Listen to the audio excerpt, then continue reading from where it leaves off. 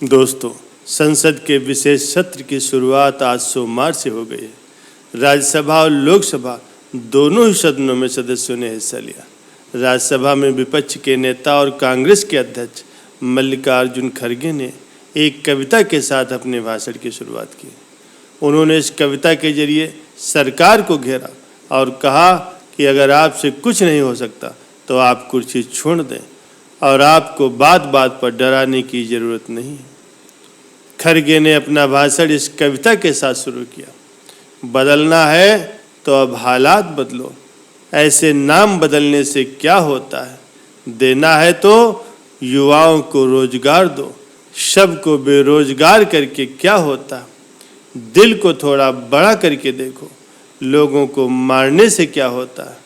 कुछ कर नहीं सकते तो कुर्सी छोड़ दो, बात बात पर डराने से क्या होता है। अपनी हुक्मरानी पर तुम्हें गुरूर है, अपनी हुक्मरानी पर तुम्हें गुरूर है, लोगों को डराने धमकाने से क्या होता है।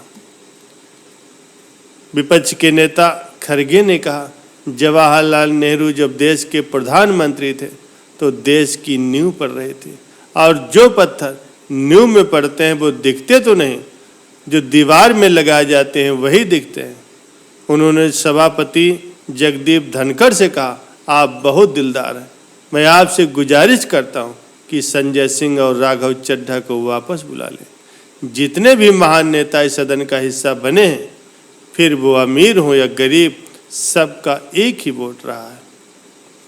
दोस्तों, इन दिनों विपक्ष को सत्ताधारी पार्टी बीजेपी के जरिए इंडिया को इंडी कहा जा रहा है।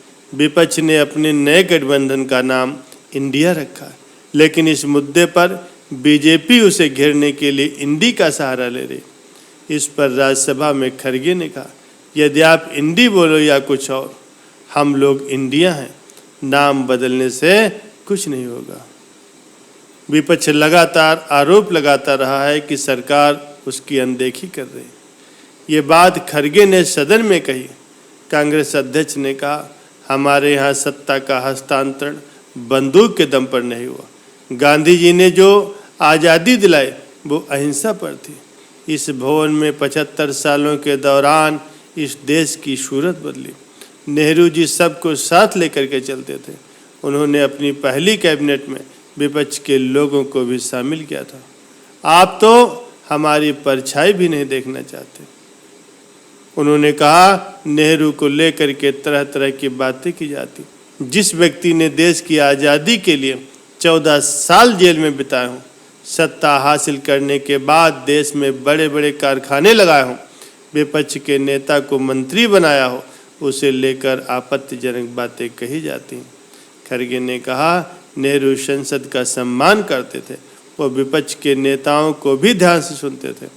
अब तो कुछ लोग संसद में आते ही नहीं, उन्हें देखे हुए तो बहुत दिन हो गए।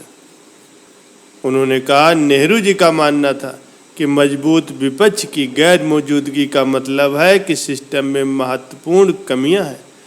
अगर मजबूत विपक्ष नहीं है तो ये ठीक नहीं है। जब एक मजबूत विपक्ष होता है तो ईडी सीबीआई के माध्यम से इसे कमज़ोर करने की कोशिश की जाती। उन्होंने कहा, विपक्षी नेताओं को अपनी पार्टी में लाने की कोशिश होती है, उन्हें वॉशिंग मशीन में डाल करके साफ करने और फिर साफ होते ही अपनी पार्टी में शामिल कर लिया जाता है। आप देख सकते हैं कि आज क्या हो रहा है। पीएम संसद में बहुत ही कम आते हैं और जब भी आते हैं इसे एक इवेंट बना करके चले जाते हैं।